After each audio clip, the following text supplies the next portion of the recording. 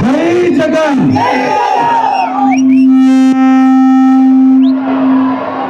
వైఎస్ఆర్సీపీ ప్రభ అంటే అంత ఆషామాషి వ్యవహారం కాదు. స్టేజ్ మీదకి రావడానికి చుక్కలు పడతా ఉంటాయి. కొండంత అభిమానం రామసముద్రం గడ్డ సొంతం. నిజంగా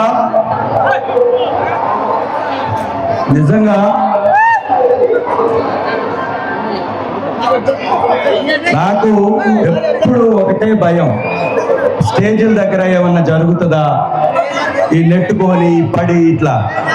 అందుకే మొట్టమొదటిగా నేను యూత్ పిల్లలకి ఒక చిన్న సలహా,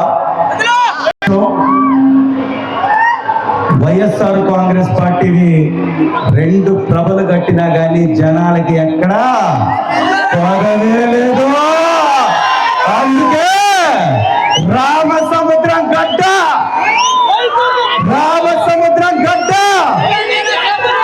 వైఎస్ఆర్సీపీ అడ్డ. ఎవడబ్బా మనల్ని ఆపేస్తారా? ఆపగలరా ఎవరన్నా? జగనన్న చేసినటువంటి మంచి, జగనన్న తండ్రి గారు రాజశేఖర్ రెడ్డి గారు చేసినటువంటి మంచి ఎప్పుడు కనపడుతూనే ఉంటుంది. అందుకే ఎక్కడ పోయినా పక్కనంత జనం, ఒక జన సముద్రం. చంద్రబాబు గారిని ముఖ్యమంత్రి అయ్యాడు కదా, ఆయన ప్రోగ్రాం ఉంది కదా, జనాలు వస్తారేమోనని అక్కడున్న కలెక్టర్లు, అక్కడున్న ఎమ్మెల్యేలు హడావుడి చేసి పెద్ద స్టేజ్లు వేస్తారు. చంద్రబాబు గారు మైక్ పట్టుకోగానే కుర్రుమని వెళ్ళిపోతా ఉంటారు. చంద్రబాబుది ఎండ్రు, చంద్రబాబు కొడుకు ప్రసంగము ఎండ్రు, చంద్రబాబు దత్తపుత్రుడు అతని ప్రసంగం కూడా ఎవరేది. ఎక్కడ చూసినా 5 నిమిషాలు, ఎక్కడ చూసినా జగనన్న నామస్మరణ తప్ప ఎక్కడ కూడా చంద్రబాబు నాయుడికి జనమే రావట్లా. అందుకే ఏదన్నంటే నీకు 11 వచ్చినాయి అంట.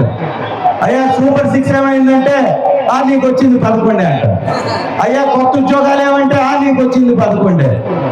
అయ్యా నువ్వు ఇస్తానన్నటువంటి అమ్మఒడి ఏమైంది అంటే నీకు 11. అంటే దేనికి మాట్లాడినా 11. ఇంకా ఒక అడుగు ముందుకేసి ఎవడన్నా 11 అడిగితే ఈ 4 వస్తాడంట. ఇదా నాయకుడి లక్షణం. చంద్రబాబు గారి రాజకీయ జీవితం ఎట్లుంటుందంటే, ఎలక్షన్స్ ముందు కాళ్ళు పట్టుకుంటాడు, ఎలక్షన్స్ అయిపోయిన తర్వాత పేక పట్టుకుంటాడు. ఇంకా ఎక్కువ మాట్లాడితే జుట్టు పట్టుకొని పోలీసు వాళ్ళతో కొట్టిస్తానంటాడు. మరి నువ్వు వచ్చింది గవర్నమెంట్ లోకి ఎందుకయ్యా అంటే నీకు వచ్చింది 11. నిజంగా 11 రెడ్డి 11 రెడ్డి అంటున్నారు కదా. 11 రెడ్డిని చూస్తే నీ చెడ్డీలు ఎందుకు నడుస్తున్నాయి అంటున్నా. నీ చెడ్డీలు ఎందుకు నడుస్తున్నాయి? ఒక్క మగాడిని ఎదుర్కోవడానికి పడిపోతుంది ఒక్కొక్కడికి. మన సినిమా డైలాగ్ రప్ప రప్ప అన్నామనుకో, వాయమ్మో ఇది నన్నే అంటున్నాడంట. మేము అధికారంలోకి వస్తే రప్ప రప్ప అన్నామనుకో, అది అన్నది మమ్మల్ని అంటాడు. ఎందుకు రసం ఉన్నారని నీకు అంత భయం? తప్పు చెయ్యాలి ఎందుకు, భయపడాలి ఎందుకు? ఈరోజు రాష్ట్రంలో ఎక్కడికి పోయినా జగనన్న నామమే. ఇంత మంచి నాయకుడిని మనం ఓడించుకున్నాం, ఎంత మంచి నాయకుడిని మనం మళ్ళీ గెలిపించుకున్నాం అనే మాట తప్ప ఎక్కడ చంద్రబాబు నాయుడు ప్రభుత్వానికి ఎక్కడా కూడా అండా లేదు, ఆదరణ లేదు. మనం రాష్ట్ర సమస్యలు ఒక పక్కన పెడదాం, ఈ గ్రామ సమస్యల గురించి మాట్లాడదాం. ఈ గ్రామంలో ఒక్కరికి ఉద్యోగం వచ్చిందా? ఒక్క ఇంటి పట్టా వచ్చిందా? ఒక్క ఇళ్ళు వచ్చిందా? ఒక్క కొత్త పెన్షన్ వచ్చిందా? ఒక్కరికి నిరుద్యోగ భృతి వచ్చిందా? మరి ఏమొచ్చింది? చంద్రబాబు నాయుడు కొడుకు మాత్రం ఉద్యోగం వచ్చింది. చంద్రబాబు నాయుడు దత్తపుత్రుడికి మాత్రం ఉద్యోగం వచ్చింది. చంద్రబాబు నాయుడు దత్తపుత్రుడు అన్నకి మాత్రం ఉద్యోగం వచ్చింది. ఒకడికేమో హెలికాప్టరు, ఇంకొకడికేమో ప్యాలెస్ లాంటి ఇళ్ళు, ఇంకొకరికేమో విమానాలలో కూడా పెట్టుబడులు. హెరిటేజ్ అనేటటువంటి వ్యవస్థ ఎక్కడ పెట్టుబడులు పెడుతుందో తెలుసా? మహారాష్ట్రలో ఉప ముఖ్యమంత్రి చచ్చిపోయినటువంటి ఫ్లైట్ల కంపెనీలో హెరిటేజ్ పెట్టుబడులు ఉన్నాయంట. యాడ్ నుంచి వచ్చిందయ్యా చంద్రబాబు నీకు? నీ తండ్రి ఖర్జూరావు నాయుడు నీకు 2 ఎకరాలు ఇచ్చాడు. నీ 2 ఎకరాల్లో ఎకరం నీ తమ్ముడికి, ఎకరం నీకు. ఎకరం భూమి దున్ని, ఎకరం భూమి పండించి పాలు పెరుగమ్మి ఇన్ని వేల కోట్లు సంపాదించావా? ఎంతమందికి ఇక్కడ 5 ఎకరాల పైన ఉంది? ఎవరన్నా సంపాదించారా? ఎంతమందికి ఇక్కడ పాడి సంపద ఉంది? ఎవరన్నా సంపాదించారా? 100 ఎకరాలు, 50 ఎకరాలు, 20 ఎకరాలు ఉన్నటువంటి రైతేమో పట్టబట్టుకొని అల్లాడిపోవాలి. ఏమీ లేనటువంటి వాళ్ళు మాత్రం కోట్లు పడగెత్తారు. రామసముద్రం నాయకులు ఎంత గొప్ప వాళ్ళంటే, నేను మొట్టమొదటిసారి వచ్చిన రోజు అసలు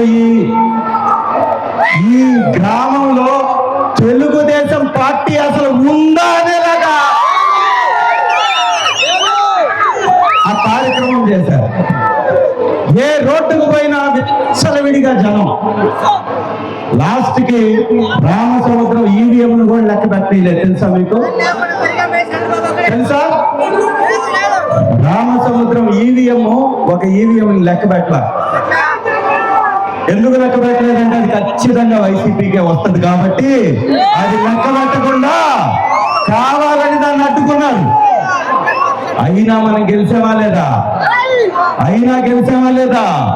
11 సీట్లలో మనం ఉన్నావా లేదా? ఇవాళ రాష్ట్ర వ్యాప్తంగా మన పేరు వినపడుతుందా లేదా? ఎర్రగొండ పాలేవంటే దీని ఇది వైఎస్ఆర్సీపీ కంచు కోట అని అంటున్నారా లేదా? ఇక్కడే కాదు, హైదరాబాద్ లో కూడా మొన్న ఎవడైతే రాధాకృష్ణ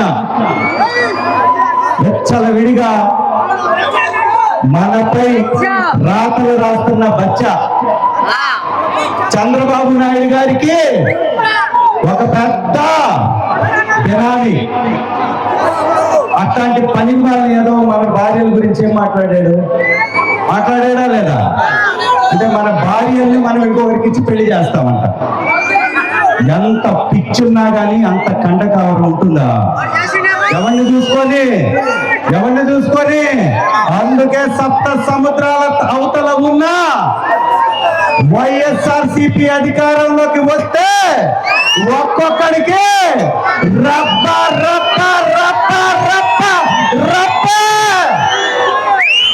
మామూలుగా ఉండదు.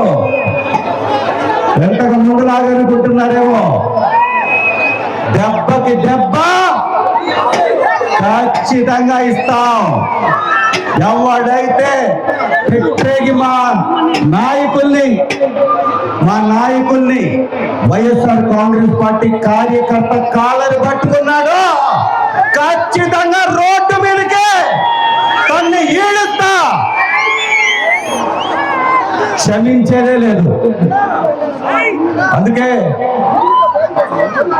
ఈ నియోజకవర్గంలో ఏం చేయలేక తెలుగుదేశం నాయకులు ఏం చేస్తున్నారు తెలుసా? ఇప్పుడు మన మీద కేసులు పెడుతున్నారు. ఎవడయా నీ కేసులకు భయపడేది? గొప్ప కేసులు ఎప్పటికి 10 అయినాయి, ఇంకో 100 పెట్టుకో. ఆంధ్ర జ్యోతి కార్యాలయం పక్క రాష్ట్రంలో ఉంటేనే వదల్లా. ఆంధ్ర జ్యోతి కార్యాలయం గడపలోకి వెళ్ళాం, వాడి గేటు ముందుండి సవాల్ ఇసురొచ్చాం. కొంతమంది ఇక్కడ ఉన్న పిల్ల బచ్చాలు ఎస్ఐ ఎవడో నన్ను కొట్టాడని, ఎస్ఐ ఎవడో నన్ను పట్టుకున్నాడని ఇక్కడేదో కోతలకు వస్తున్నారు. సిఐది ఒక్క నెట్టు నెడితే ఎల్లు అవతల పడ్డాడు. 300 మీటర్లు నెట్టుకుంటా వెళ్ళా. ఎక్కడా? హైదరాబాద్ లో. పిల్ల బచ్చాలు వీళ్ళకేం తెలుసు? పిల్ల బచ్చాలు వీళ్ళంతా. ఈ బచ్చాల మాటలు పట్టించుకోవాల్సిన అవసరం లేదు. రామసముద్రంకి అండగా, ఇక్కడ యువతకి అండగా, ఇక్కడ నాయకులకి అండగా, వైఎస్ఆర్సీపీ జెండాకి అండగా, మన అజెండాకి అండగా మీ చంద్రశేఖర్ ఎల్లప్పుడూ మీకు అందుబాటులో ఉంటాడు. కష్టం వస్తే మీకోసం ఎందాకైనా వస్తా. ఈ కార్యక్రమంలో ఇంత మంచి కార్యక్రమాన్ని ఏర్పాటు చేసినటువంటి వైఎస్ఆర్ కాంగ్రెస్ పార్టీ లీడర్లందరికీ మరియు యూత్ నాయకులకి పేరు చెప్పను, ఒక పేరు, ఎందుకంటే చాలా మంది కలిస్తేనే ఈ కార్యక్రమం అవుతుంది. అందుకే అక్కడ చెప్పనా, ఇక్కడ చెప్పను. వైఎస్ఆర్సీపీ చెప్తాను. వైఎస్ఆర్సీపీ జెండా ఎక్కడా తగ్గదు. చాలా మంది ఇది ఆ స్టేజ్ మీద కూడా చెప్పా, ఈ స్టేజ్ మీద కూడా చెప్తున్నా. వచ్చేసరి ప్రతి ఒక్కరు కలుసుకొని ఒకే జెండా కింద, ఒకే ప్రభు కింద మనందరం వచ్చే సంవత్సరం కలుసుకుందాం. ఈ పంచాయతీ ఎన్నికలలో రామసముద్రంలో వైఎస్ఆర్సీపీ జెండా ఎగరాలి. ఎవరిని తగ్గించేది లేదు, ఏ నాయకుడిని తగ్గించేది లేదు, ఎవరి కష్టాన్ని తగ్గించేది లేదు, ఎవరిని పెంచి ఇంకొకరిని తగ్గించేది లేదే. నష్టపోయింది ఎవరు? ఒకరు గెలిచిన వాళ్ళు నష్టపోయారు, ఓడిన వాళ్ళు నష్టపోయారు. గెలిచిన వాళ్ళు 50 లక్షల పైన ఖర్చు, ఓడిన వాళ్ళకి 50 లక్షల పైన ఖర్చు. అప్పుడు ప్రభుత్వం ఉంది, ఏదైనా 10 రూపాయలు వస్తాయనుకొని ఉండొచ్చు. ఇవాళ ప్రభుత్వం లేదు, మనం ప్రతిపక్షంలో ఉన్నాం. కష్టం చేసి రూపాయి సంపాదించుకొని పొట్ట కట్టుకొని పార్టీ కోసం ఇంతటి కార్యక్రమాలు చేయాలంటే లక్షల డబ్బు ఖర్చు అవుతుంది. అవునా కాదా? మీ కష్టం విలువ తెలుసు. అందుకే ఖచ్చితంగా రామసముద్రంలో ఈసారి మళ్ళీ ఇంకొకసారి పంచాయతీల్లో వైఎస్ఆర్సీపీ జెండా ఎగరాలి.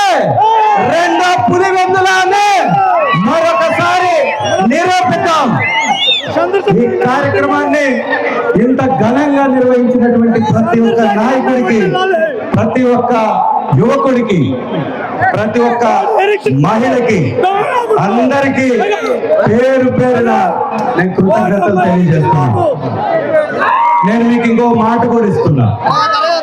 ఇవాళ ప్రతిపక్షంలో ఉన్నా, అవునా కాదా? ప్రతిపక్షంలో ఉన్నా కూడా ప్రభుత్వం ఎవడప్ప సొమ్ము కాదు. దోచుకుంటామంటే ఒప్పుకోము. మట్టికి డబ్బు, మందుకి డబ్బు, లేఅవుట్కి డబ్బు, ఇసుకకి డబ్బు, ఎవడప్ప సొమ్మయ్యా ఇది? తాతల ఆస్తులేమని ఇక్కడ పెట్టారా? ఇలా దోచుకునేటటువంటి ప్రతి ఎవడైతే అడ్డగోలుగా మనల్ని ఇబ్బంది పెడుతున్నారో వాళ్ళందరికీ 1కి 2 తప్ప ఇంకొకటి లేనే. మరీ ముఖ్యంగా యువతకి చెప్పండి, హైదరాబాద్ లో ఇక్కడే కాదు, అక్కడ సమస్య వచ్చినా మీ అన్న, మీ తమ్ముడు చంద్రశేఖర్ మీకు అండగా ఉంటాడు. అర్ధరాత్రైనా అపరాత్రైనా ఏ సమయంలో మీకు అందుబాటులో ఉంటానని మనవి చేసుకుంటూ, జగనన్న 5 సంవత్సరాలు పరిపాలించాడు కదా. 2 సంవత్సరాలు కరోనా ఉంది, 3 సంవత్సరాలు ఎన్ని వచ్చాయి, ఎన్ని పట్టాలు వచ్చాయి, ఎన్ని కంపెనీలు వచ్చాయి, ఎంత ఆనందంగా ఉందాం. పొలాలకి సబ్సిడీ వచ్చిందా లేదా, పొలాలకి బీమా వచ్చిందా లేదా, ఇప్పుడు వస్తున్నాయా? మరి మంచి జరగాలంటే రావాలి జగన్, రావాలి జగన్, రావాలి జగన్.